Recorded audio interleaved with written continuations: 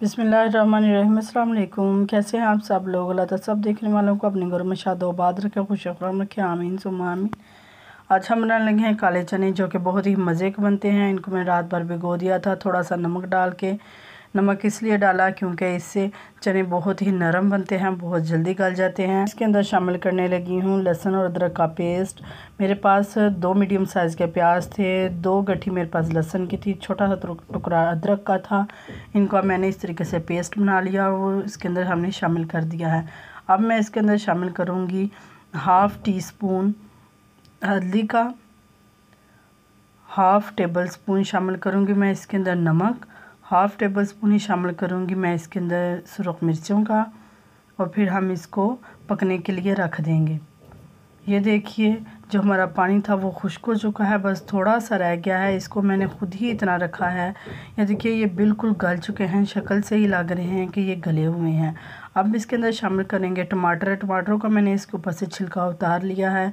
आप भी कोशिश कीजिएगा जब भी किसी खाने में टमाटर शामिल करें तो उनका छिलका उतार के शामिल करें। ये देखिए अल्हम्दुलिल्लाह हमारे टमाटर बिल्कुल मिक्स हो चुके हैं, बिल्कुल गल के। ये देखिए पता भी नहीं चल रहा कि हमने इसके अंदर टमाटर शामिल किए थे। अब मैं इसके अंदर शामिल कर रही हूँ ऑयल। ऑयल आपने अपने हिसाब से इस्तेमाल करना है, हमेशा ऑयल कम इस्तेमाल कीजिए क्योंकि ये सेहत के लिए अच्छा नहीं होता।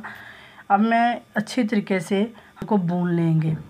ये देखिए जब चने अपना ऑयल छोड़ दें तो समझ लीजिए कि हमारे चने बिल्कुल अच्छी तरीके से भुन चुके हैं। अब मैं इसके अंदर शामिल कर दिया है 1/2 टेबल स्पून खुश्क धनिए का, जो कि मैंने पीस के रखा हुआ था। ये देखिए ऊपर ऑयल आ चुका है, इसका मतलब ये है कि ये अच्छी तरीके से चने हमारे भुन चुके हैं। अब हम इसके अंदर शामिल करेंगे 3 अदद सब्ज़ मिर्चें, जो कि मैं साबुत ही इसके अंदर डाल रही हूँ, काट के मैं शामिल नहीं कर रही। अगर आपने काट के शामिल करना चाहते हैं तो आप काट के शामिल भी कर सकते हैं। मैं इसी तरह शामिल कर रही हूँ। अब मैं इसके अंदर शामिल कर रही हूँ पानी।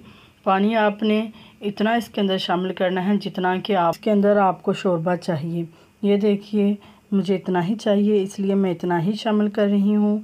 अब हम इसको पकने के लिए रख देंगे। जब इसके ऊपर ऑयल आ जाए तो समझ लीजिए ये बिल्कुल पक चुका है। ये देखिए तमाम ऑयल इसके ऊपर आ चुका है और हमारा सालन बिल्कुल रेडी हो चुका है अल्हम्दुलिल्लाह। अब मैं इसके अंदर शामिल करूँगी सब्ज़ धनिया, जो कि मैंने काट के धो लिया था। सब्ज़ धनिया को अपने खानों में ज़रूर शामिल कीजिए क्योंकि इससे मैदे में जलन नहीं होती, ये मैदे की तेज़ाबियत को ख़त्म करता है। ये देखिए सब्ज़ धनिया मैंने इसके अंदर शामिल कर दिया है। और ये चावलों के साथ भी आप ये सालन खा सकते हैं और इसको आप रोटी के साथ भी इस्तेमाल कर सकते हैं।